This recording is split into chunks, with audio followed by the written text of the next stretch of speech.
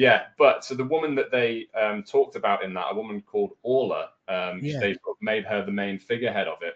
And the day after that was published, she contacted me directly and said, I'm absolutely furious with the BBC and the way that they've portrayed me in this article. So I was like, oh, okay. I sort of gave it a brief read and I thought, oh, it's a bit balanced. You know, they've given a bit more history and background to it.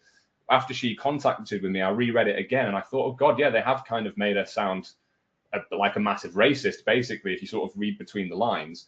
So I spoke to her the other day, interviewed her for about an hour, and she told me all about what had happened, how the BBC had twisted what she said.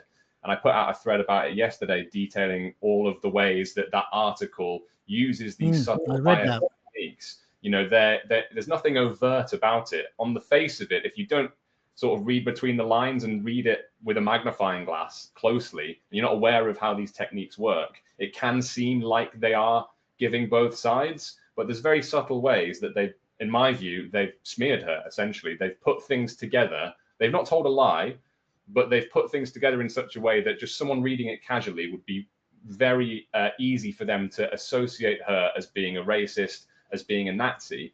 And as a result of that article, as a direct result of that article, she started receiving death threats. She started receiving abuse. And, you know, this is the national broadcaster. The BBC has a duty to be fair to everyone and to all views. And she's literally received death threats as a direct result of that article because they've misrepresented her.